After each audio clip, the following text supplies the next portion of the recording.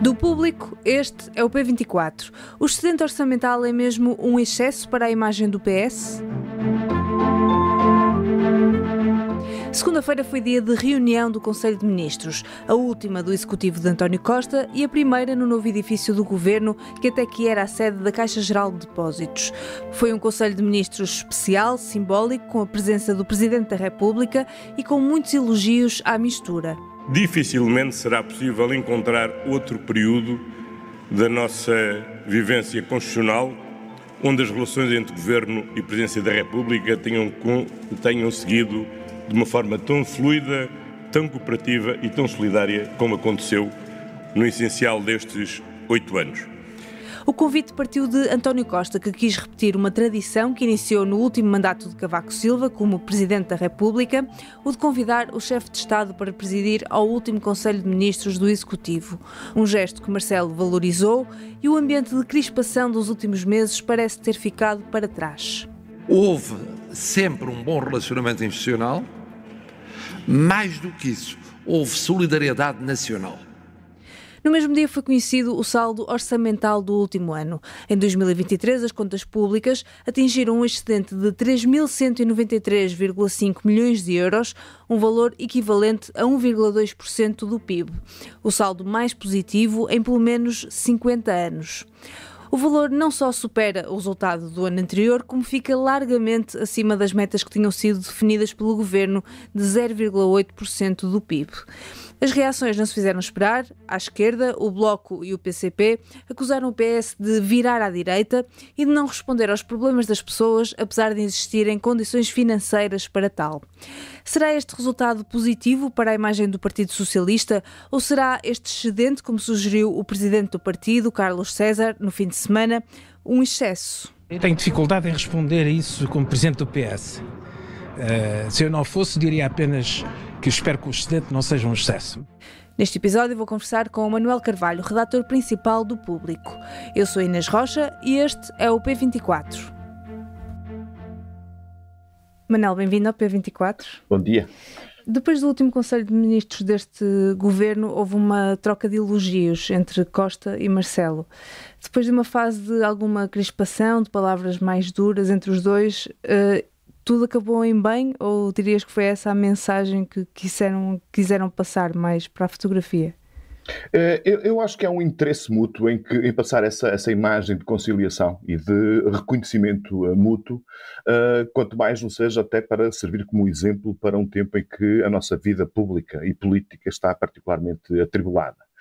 Até porque, de resto, nós, enfim, se olharmos para aquilo que aconteceu no governo da maioria, temos muitas razões para duvidar que esse ambiente de paz celestial, enfim, tem muito pouco de verdadeiro e tem muito de dissimulado, mas se olharmos em perspectiva para os 8 anos que os dois coexistiram, portanto, aliás, foram menos 8 anos, mas foram 7 anos, em que a coexistência entre Marcelo Rebelo de Sousa na presidência e António Costa em São Bento, no governo, nós podemos dizer que, de facto, a cooperação institucional entre os dois foi absolutamente exemplar e foi particularmente exemplar quando António Costa mais precisava, ou seja, durante os governos em que ele tinha a minoria, portanto, tinha um acordo parlamentar no âmbito da chamada geringonça, mas para todos os efeitos, ele ter o respaldo do Presidente da República para ir gerindo as dificuldades naturais de relacionamento com os seus parceiros, portanto, e aí o Presidente da República foi, de facto, crucial, foi muitíssimo importante.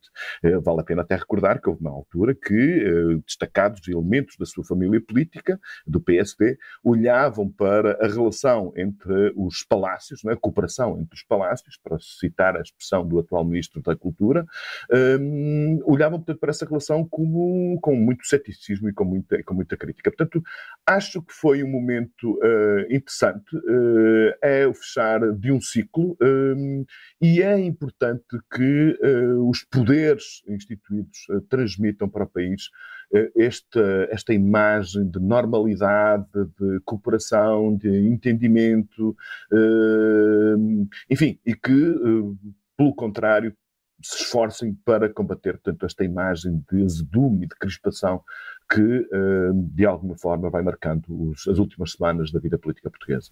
Uhum. Um dos temas na agenda deste último Conselho de Ministros foi o ponto de situação do Plano de Recuperação e Resiliência, que também tem dado alguma polémica, com trocas de galhardetes entre Marcos Mendes e o Governo. E António Costa aproveitou para dizer que o trabalho de casa está feito e o novo Governo tem toda a liberdade para os apreciar e não partir do zero. Isto é um recado para Montenegro, para sinalizar que há coisas importantes em que não se pode voltar atrás?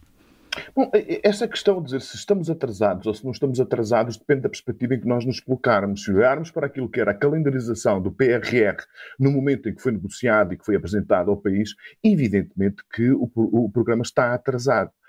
Agora, se olharmos para aquilo que é o desempenho do PRR português no contexto europeu, em comparação com outros países da União Europeia, nós temos que dizer, portanto, que o programa português está razoavelmente adiantado.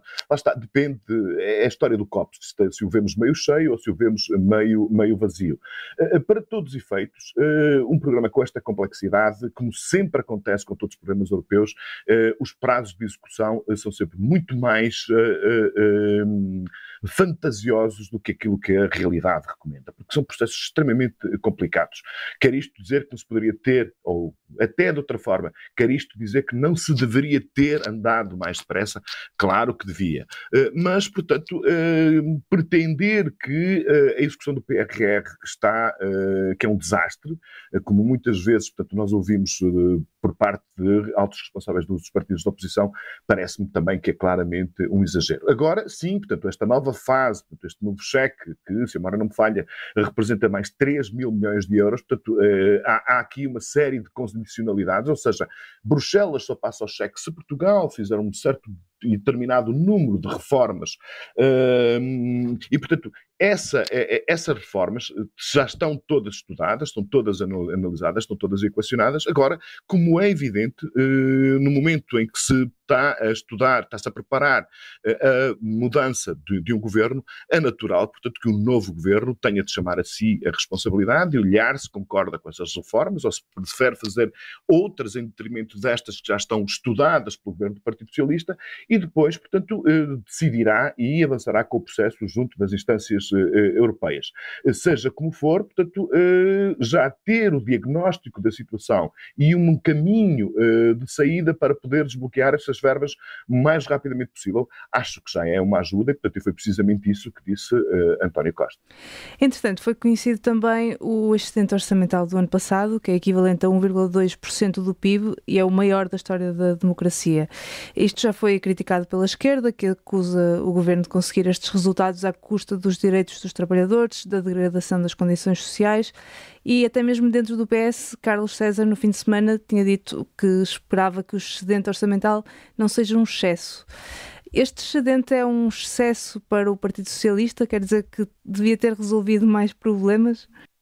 Não tenho, vista na perspectiva do Partido Socialista, isto é uma espécie de vitória de pirro, porque eles perceberam perfeitamente que se, em vez de haver um excesso de 1,2% do produto, 3,2 mil milhões de euros, se houvesse apenas, portanto, 0,6, que seria na mesma um sucesso, seria na mesma o maior excedente orçamental da história da democracia portuguesa e teriam ficado de lado 1.600 milhões de euros para poder, portanto, responder a muitas das reivindicações sociais que têm sido feitas nos últimos meses por várias classes da função pública. E qual é a diferença? Porque é que o Partido Socialista olha para este excedente não propriamente como uma vitória extraordinária, que eu acho que é uma vitória extraordinária para o país, mas também olha para ele com uma certa, deixa-me usar esta expressão, azia. Por uma razão muito simples, porque eles ficam claramente a perceber que se, com um pouco mais de generosidade na distribuição, portanto, destas verbas, satisfazendo algumas das classes que estão claramente em protesto com o governo nos últimos muitos meses, poderiam ter ganho as eleições. Poderiam ter captado 100 mil votos, que era o suficiente, portanto, para reequilibrar as contas das eleições de 10 de março e poderiam estar atualmente hoje no poder. Portanto, é natural que olhem para este excedente com, enfim, muito pouca simpatia ou, usando as palavras de Carlos César, como um excesso.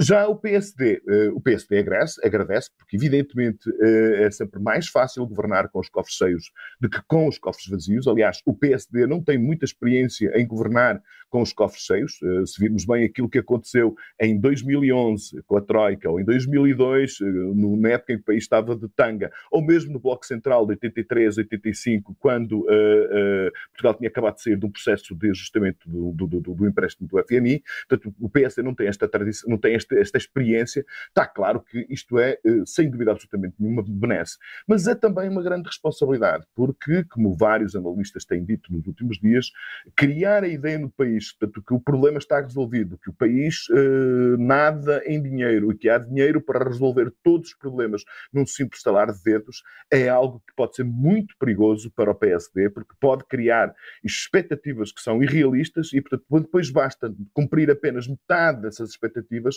para que o governo seja comentado ou avaliado como um insucesso. Portanto, é também uma situação muito perigosa e muito difícil, muito sensível de gerir por parte de Luís Montenegro. Certo. Manuel, muito obrigada. Deus, Inês. Manuel Carvalho, redator principal do Público. Na edição desta terça-feira, saiba tudo sobre o balanço das contas deixadas por António Costa ao novo Executivo e conheça as últimas medidas tomadas pelo Conselho de Ministros do Governo do Partido Socialista. O P24 é um podcast do Público, a música original é da Ana Marcos Maia. Eu sou Inês Rocha. Tenham um bom dia e até amanhã.